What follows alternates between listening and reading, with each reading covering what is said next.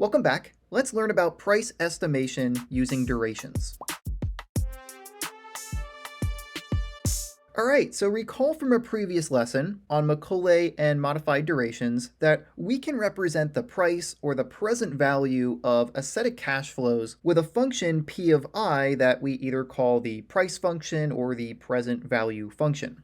Right, the price function p of I is equal to the sum of the present value of a set of cash flows. C sub 1, C sub 2, C sub 3, and so on are all cash flows that are being valued at time 0, or where the present value would be valued for a set of cash flows, and you can see that with these present value factors, right? They look like accumulation factors, but because the powers are negative, they are actually present value factors. Right, cash flow C sub 1 is being brought back 1 period to the present, cash flow C sub 2 is being brought back 2 periods to the present, cash flow C sub 3 is being brought back 3 periods to the present, and so on. That would continue on for all the cash flows in a set of cash flows. And so we noted that for a present value function or a price function like this, that as the interest rate I increases, the price of the cash flows decreases, right? This is because of the inverse relationship between interest rates and the present value of a set of cash flows. As interest rates go up, the price goes down, and as interest rates go down, the price goes up. When changes in the interest rate go one way, the value of the price of the set of cash flows changes in the other way. And so this is nothing new so far. We have talked about this before, but we can actually represent that inverse relationship between interest rates and the price function with the following graph. In this graph, the x-axis, or the horizontal axis, represents the interest rate, and the y-axis, or vertical axis, represents the value of the price function. And you can see visually that as the interest rates get bigger, the price function decreases, but as the interest rates would get smaller or closer to 0, the price function increases. The value of the price for a set of cash flows gets bigger. Okay, now the reason I'm showing you this graph, or the reason why this is important to what we're going to be talking about in this video, is let's say that we know the current price for a set of cash flows for a particular interest rate. That would be a point somewhere along this curve. Is there a way that we could use that knowledge or that information to help us find a different price for that same set of cash flows for a small change in the interest rate? Right? In other words, could we find the new price of a set of cash flows given that there's a change in the interest rate and we know what the current price is at the current interest rate? Well, the answer is yes, but how we go about that is maybe not as simple as we would like it to be. Notice that this graph is not a linear graph, right? This relationship between interest rates and the price function is not a linear relationship. We do not have a straight diagonal line. We have this curve. So finding that new price is going to be a little bit more tricky than maybe it would be if the relationship was linear. If the relationship was linear, we would be able to use the slope of that line to our advantage to help us find other prices given changes in the interest rate. But since a relationship is not linear, we're going to have to estimate that new price. And so how are we going to do that? How are we going to estimate a new price for a set of cash flows given that there is a small change in interest rates? Well, let's take a closer look at this graph. Here's how we're going to approach this. Let's call our current interest rate I0. That is going to be the interest rate that corresponds to the current price of our set of cash flows that we know. All right, so for that interest rate, we would have the original price of our set of cash flows that we would call P of I0. All right, so this point right here on our curve represents the current price of a set of cash flows at our current or original interest rate. But now let's say that our interest rate changes. Let's say it decreases to a new interest rate that I'm going to call I sub n, or IN. For that interest rate, there would be a new price that we would call P of IN, or the price at the new interest rate. This is the price that we do not know and that we want to try to estimate. Okay, so there would be an actual value for that price at the new interest rate, but we don't know what it is. We want to try to estimate it. So how can we do that?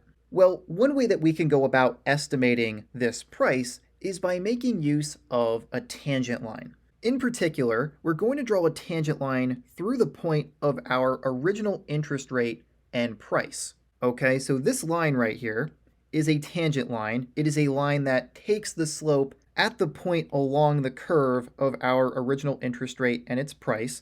Okay, so whatever the slope would be at that point on this curve, that is the slope of this line, this tangent line. And then here's what we're going to do. Notice that this tangent line is going to have a point that would correspond to that new interest rate, and that point is very close to this point, which represents the actual price of the set of cash flows at that new interest rate. Okay, so we're going to be able to use the slope of this tangent line to help us find that estimate.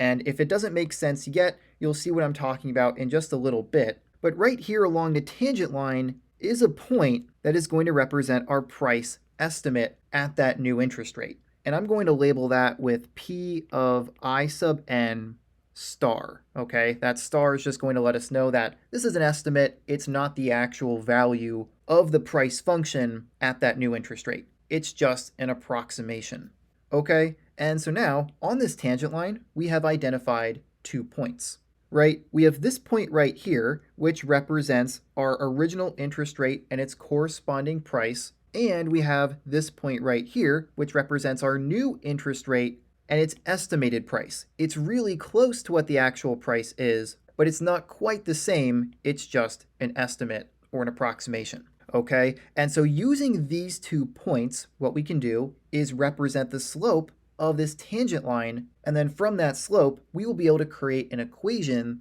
that will allow us to solve for this estimated price, okay? So let's work on that. Our 2 points on this tangent line have the following coordinates. At this point, we have I naught, comma, P of I naught. And then at the other point, we have the coordinates I sub n, or IN, the new interest rate, comma, the approximate price, or the estimated price at that interest rate, P of I sub n star. Okay, so those are our 2 points and their respective coordinates. And so let's use these 2 points to represent the slope of this tangent line, right? Remember from algebra that if you have 2 points on a line, you can use those 2 points to find the slope of that line. In particular, remember that m equals, or the slope equals, y2 minus y1 divided by x2 minus x1. All right, the y-coordinate of the second point minus the y-coordinate of the first point divided by the x-coordinate of the second point minus the x-coordinate of the first point. So here's what that looks like in this case. The slope of our tangent line will be equal to the y-coordinate of our second point, which is our estimated price at the new interest rate. So we'll have P of I sub n star, and then we're going to subtract the y-coordinate of the first point, which is the price at the original interest rate. So we have P of I naught, and that will be divided by the x-coordinate of our second point, which is our new interest rate. So we have I sub n minus the x-coordinate of our first point, which is the original interest rate, I naught. Okay, so this right here represents the slope of our tangent line. But now remember from calculus that this is not the only way that we can find the slope of a tangent line. We can also find the slope of a tangent line using the derivative of a function. In our specific case here, we could find the slope of this tangent line, or the slope at this point along this curve, by taking the derivative of the function that represents this curve, which is the price function P of I, and evaluating it at that particular interest rate where we want to know the slope of that curve, right? So we can also find the slope of that tangent line by taking the derivative of the price function. So we'd have P prime evaluated at the interest rate where we want to know the slope of the tangent line. In this case, that would be our original interest rate, I naught. So we have I naught plugged into the first derivative of that price function. That is another way that we could find the slope of the tangent line at that point along this curve. So we could set this derivative, which is equal to the slope of the tangent line, equal to this expression, which also represents the slope of this tangent line, right? So we would have P prime of I naught is equal to our estimated price at the new interest rate minus the original price at the original interest rate divided by the new interest rate minus the original interest rate, I naught. Okay, but we're not done yet. Remember from a previous lesson, specifically our lesson on durations, that the modified duration is defined as follows. We know that the modified duration for a set of cash flows can be calculated by taking the negative derivative of a price function divided by the original price function. All right, and if you wanted to know the modified duration at a specific interest rate, you would plug that interest rate into both the derivative and original function in this expression, and that would give you the modified duration for a set of cash flows at that interest rate. So in our situation here, we could say that the modified duration at the original interest rate, I naught, would be equal to the negative derivative of the price function evaluated at I naught divided by the original price function evaluated at I naught. Okay, and so now notice that in this expression, we have p prime of I naught, which we also have right here. So if we solve for p prime of I naught in this equation, we could then replace what it's equal to in for this derivative right here in this equation. Okay, so here's what that will look like. To solve for p prime of I naught, we need to first multiply both sides by the original price function evaluated at I naught. So if we do that, we'll have p of I naught multiplied by the modified duration evaluated at I naught, and that will be equal to the negative derivative p prime of I naught. Okay, and then we don't want that negative sign. We want to solve for the positive derivative of the price function at I naught, because that's what we have right here in this equation. So if we multiply both sides by -1, this negative will disappear and it will end up on the other side of the equation. Okay, and so now what we've just found here is that another way that we could find the slope of this tangent line at that point for I naught is to take the original price at that interest rate, multiply it by -1, and multiply it by the modified duration at that interest rate, and that would give you that slope. So we can replace p prime of I naught with this expression, and if we do that, we'll have negative p of I naught times the modified duration at I naught is equal to our estimated price, p of I sub n star minus the original price at that interest rate, which now I'm going to write with this color. We'll have p of I naught. I was just using this color originally because that's what I used to label that point earlier on, but now I'm going to switch over to this color so that it matches this price function because they are the same. We have the price function evaluated at I naught, so I want to make sure that they are the same color. But then that will be divided by the new interest rate, I sub n, minus the original interest rate, which I will also change the color of now. I'll write it like this. There is our original interest rate, I naught. Okay, and now we're almost done. Remember that our goal here is to estimate the price at that new interest rate. So that is this right here. So what we want to actually do now in this equation is solve for this estimated price. And in order to do that, what we need to do first is multiply both sides by this denominator, this quantity of I sub n minus I naught. And so if we do that, we'll get this, and I'm going to flip the sides of the equation just so that the estimated price is on the left side. I just like it over there. You'll see what I mean. We're going to have the estimated price, p of I n star, minus the original price, p of I naught, and that will be equal to negative I sub n minus I naught multiplied by the original price and also multiplied by the modified duration at that original interest rate, I naught. Okay, so all I did here was multiply both sides of the equation by this quantity of I sub n minus I naught, and I also flipped the sides of the equation so that the estimated price is on this side, okay? Instead of having this equal to this, I just switched it so that this is equal to this, if that makes sense.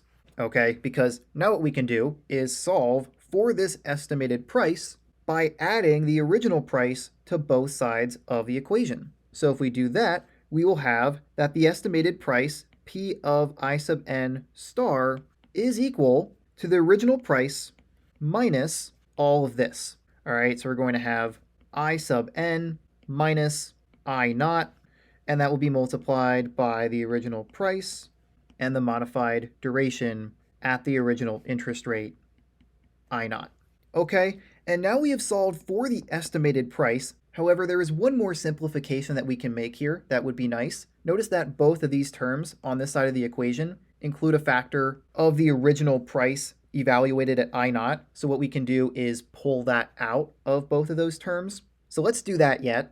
We'll have that the estimated price, P of I n star, is equal to that original price, P of I naught, pulled out of these two terms. So this one will just become 1. So we'll have 1 minus this quantity, I sub n minus I naught, and then multiplied by the modified duration at I naught because we pulled out that price function evaluated at I naught. Okay, so we're going to have I sub n minus I naught multiplied by the modified duration at I naught.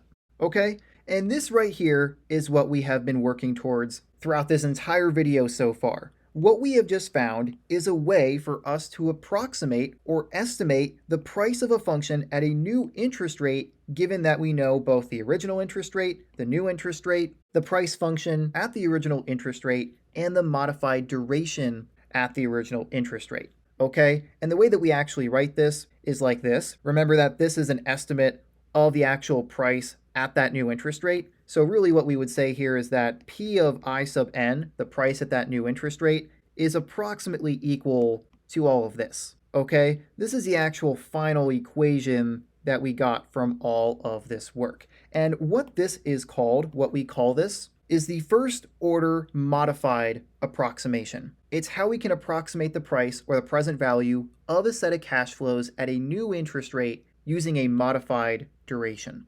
Okay, what this will do is calculate the estimated price at that new interest rate that would be along this tangent line that we drew earlier. Okay, it would be the price associated with this point, which should be a pretty good approximation of the actual price that would be along this curve. Now, from this formula, we can actually come up with a couple of other useful formulas that you might need to use in certain problems surrounding price estimation. And so let's talk about that real quick. Here's our formula that we just found. One thing that you could see changed in this formula is that the difference between these interest rates, the new interest rate and the original interest rate, you could represent that with its own variable. We call this right here the change in the interest rates. And sometimes that will be represented with the Greek letter delta followed by I. All right, this right here represents the change in the interest rates. It would be equal to I sub n minus I naught. Okay, so another way that you might see this formula is that the new price is approximately equal to the original price times 1 minus the change in interest rates times the modified duration at the original interest rate. Okay, it simplifies the formula a little bit. It makes it look a little bit nicer. Just remember that the change in the interest rates is calculated by subtracting the original interest rate from the new one. Okay, that's how you find that change in the interest rates.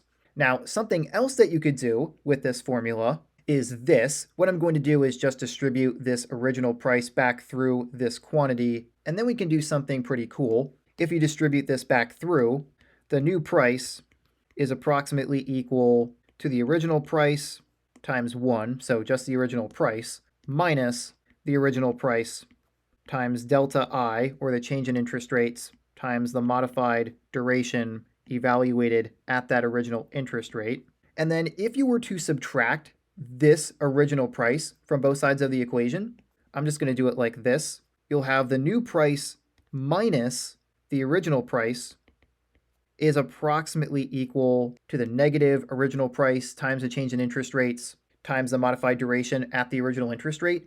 This right here, the new price minus the original price, is what we would call the change in the price for a set of cash flows, or the change in the present value. And sometimes that can be represented like this. You'll have delta P, which represents the change in the price.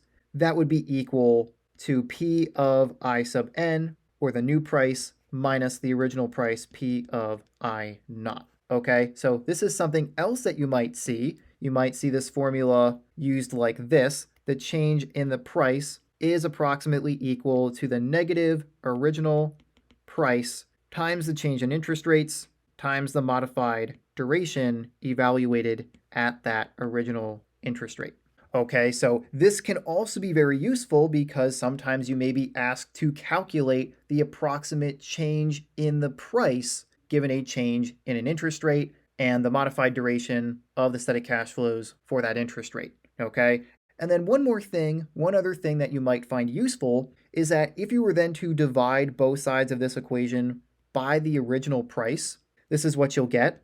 You'll have the change in the price divided by the original price is approximately equal to the negative change in the interest rates multiplied by the modified duration evaluated at that original interest rate. And this right here represents the percent change in the price, okay? Because if delta P is the change in the price, and then you're dividing it by the original price, well, that's going to give you the percent change in the price as a decimal. If you want the actual percentage, you would then need to multiply by 100, but this is how you would find the approximate, I guess I should have said that earlier, this is the approximate percent change in the price based on the first order modified approximation, which is what we started with up here. That is this formula that we found in this video. Okay, so that is something else that you might be expected to calculate in a problem. You might need to find the percent change in the price, and this is how you would calculate that. Okay, so now before we look at an example problem involving this formula and all of these different modifications we made to it, before we look at an example problem, let's just quickly summarize everything we looked at.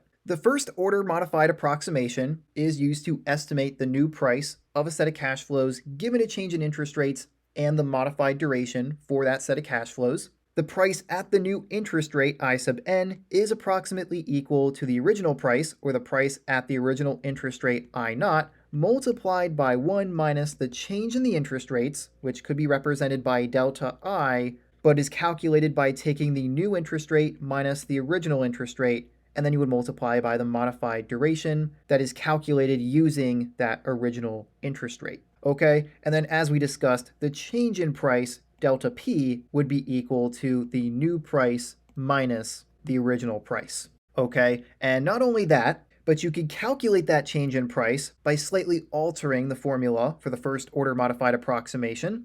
Delta P, or the change in price, is approximately equal to the negative original price times the change in interest rates times the modified duration at the original interest rate. And then you could also find the percent change in price by either dividing the change in the price by the original price or by taking the negative change in the interest rates multiplied by the modified duration at the original interest rate.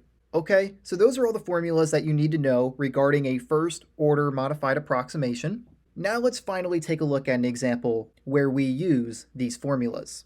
Okay, so here's our example. We have at an annual yield rate of 5%, a 10-year bond with annual coupons has a price of $922.78 and a modified duration of 7.9615. If the yield rate increases to 7%, estimate the bond's new price, the change in the price, and the percent change in the price using the first order modified approximation. Okay, so remember, our first order modified approximation looks like this. This is the formula that we found earlier. Before we can use it, we need to identify the different values that we've been given in this problem. First of all, we are working with a bond whose interest rate is referred to as a yield rate, and we know that that yield rate is going to increase to 7%, so that would be the new interest rate, which means that our original interest rate is 5%. All right, so the original interest rate, I naught, is equal to 0.05, that's 5% as a decimal, and the new interest rate, I sub n, is equal to 0.07, that is 7% as a decimal. Now, we are told that the bond's original price, or its price right now at a 5% yield rate, is $922.78. So we know that P of I naught is equal to 922.78. All right, and then finally, we've been given one more piece of information that's very important. We know the modified duration of that bond at that yield rate. It's 7.9615. All right, so the modified duration at that original interest rate is equal to 7.9615. Okay, so now that's all the information that we've been given. We can now use this information to approximate or estimate the bond's new price at this new yield rate. Okay, so let's set this calculation up. The new price at a 7% yield rate will be approximately equal to the price at a 5% yield rate multiplied by 1 minus the change in the interest rates, which will be the new interest rate 0.07 minus the original interest rate 0.05 multiplied by the modified duration at the original interest rate. So I'm going to write modified duration at the original interest rate of 0.05 or 5%. Okay, now let's plug in all the values that we know. This will be approximately equal to 922.78 times 1 minus 0.07 minus 0.05. That will be 0.02. So we have 0.02 times the modified duration at the original interest rate, which is 7.9615. So we'll multiply by 7.9615, and that's it. Now you can plug this into your calculator, take 1 minus 0.02 times this modified duration, and then multiply by the original price, and you should find that our estimated new price at a 7% yield rate is $775.85. Okay, there are some more decimals there, but I just rounded off to 2 decimal places. That is the estimated price at that new yield rate. But now, that's not the only thing we were asked to find, right? We wanted to estimate the bond's new price, but we also want to estimate the change in the price and the percent change in the price. And remember, the change in the price is just equal to the new price that we estimated minus the original price that we were given. Okay, so in this case, our change in the price will be equal to that new price that we estimated, which is $775.85, and we will subtract the original price, which is $922.78. If you perform this calculation, you should find that the change in price is equal to negative $146.93 if you round off to 2 decimal places. Okay, so that is the change in price. And it's okay that it's negative because that means that the price decreased, right? The original price was $922, but the new price is $775, so it is less. So the change in price should be negative. That makes sense. Now finally, we still need to find the percent change in the price. So all we have to do to find that is divide the change in the price by the original price. Right? Remember from our formulas earlier that the percent change in price is just the difference between the new price and the old price, or the original price, divided by that original price. So the percent change, or delta P, divided by the original price, P of I naught, will be equal to negative 146.93 divided by 922.78. And if you plug that into your calculator, you should get negative 0.159 and some more decimals, or if you multiply by 100, you get the actual percentage, which would be negative 15.9%. Okay, that is our estimated percent change in the price using the first order modified approximation. And with that, we have fully completed this example problem. Okay, now before we close out this lesson, you may have noticed that this lesson is not called price estimation using modified durations, it's called price estimation using durations. So that means that we can also do price estimation using a Macaulay duration, right? And so what does that look like? How do we do that? Well, I'm just going to give you the formula in this video. This right here is what we call the first order Macaulay approximation. It's different than the first order modified approximation. And the formula is set up like this. The estimated price at the new interest rate can be approximated by taking the original price and multiplying it by 1 plus the original interest rate divided by 1 plus the new interest rate to the power of the Macaulay duration at the original interest rate. Now, this is a really nice formula, but the derivation of this formula is not so nice. It's pretty complicated and not as easy to follow as a derivation for the modified approximation, and ultimately it's not really necessary for you to see or understand in order to use this formula. It involves a bit of calculus, including the use of a first-order Taylor approximation, which is something that you learn about in Calculus 2. So depending on how much calculus you know, you might not even know what I'm talking about there, which is totally fine. You're not expected to know the derivation of this formula, you're just expected to know how to use it if you're asked to use a first order Macaulay approximation.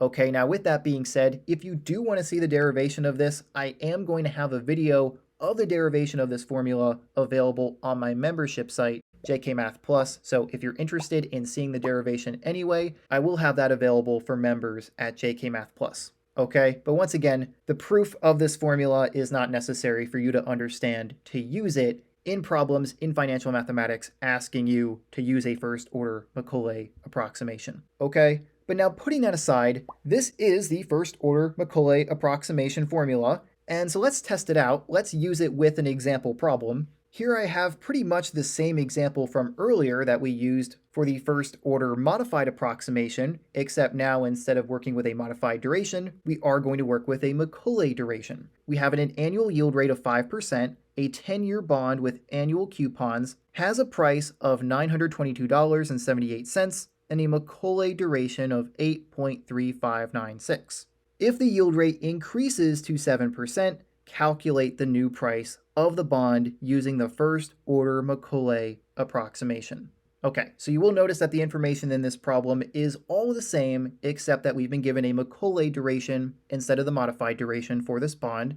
And by the way, I forgot to mention this earlier with our previous example, but for this bond, notice that the coupons are annual and our yield rates were also given to us as annual rates. So there was no need for us to divide them by 2 or anything like that, which is what we typically do for bonds when the coupons are paid semi-annually. Okay, remember that when that happens, the yield rate is usually given as a nominal rate convertible semi-annually, so you would have to divide it by 2 to get the effective semi-annual interest rate. But we don't have to do that in this case. That's not necessary because we do have annual rates and annual coupons. But just be aware of that in other problems that you may encounter in the future. If the bond does pay semi-annual coupons and has a semi-annual yield rate, make sure to adjust accordingly when you do these calculations.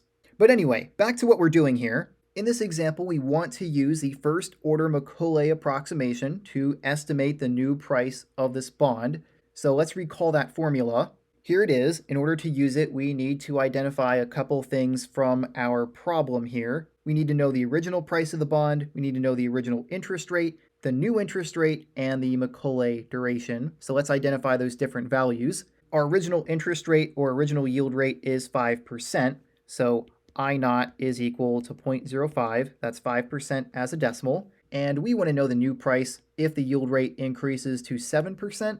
So that means that the new interest rate, I sub n, is equal to 0.07, which is 7% as a decimal. We also know the original price of the bond. It's the same as what we worked with before. The price at the original interest rate is equal to $922.78. And finally, our new piece of information is the Macaulay duration. We know that the Macaulay duration at the original interest rate is equal to 8.3596. Okay, so now let's use these values in this formula and see what our estimated price looks like. We will have that the new price at a 7% yield rate is approximately equal to the original price of $922.78 times 1 plus the original interest rate, which is 0.05, divided by 1 plus the new interest rate, 0.07, raised to the power of the Macaulay duration at the original interest rate, which is 8.3596. Okay?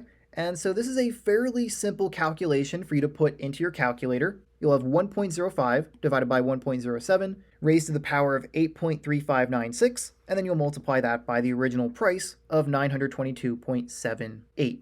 If you perform that calculation in your calculator, you should find that the new price is approximately equal to $788.13, rounded off to 2 decimal places.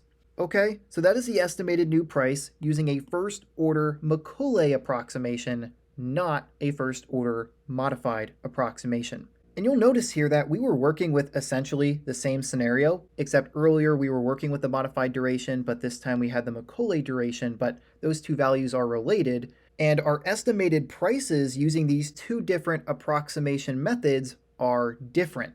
right? Remember that our first order modified approximation gave us a new price around $775, but this approximation here using the Macaulay duration gives us around $788. So these approximation methods are not the same. And that leads me to how I want to conclude this lesson, which is with a couple final notes that you should be aware of.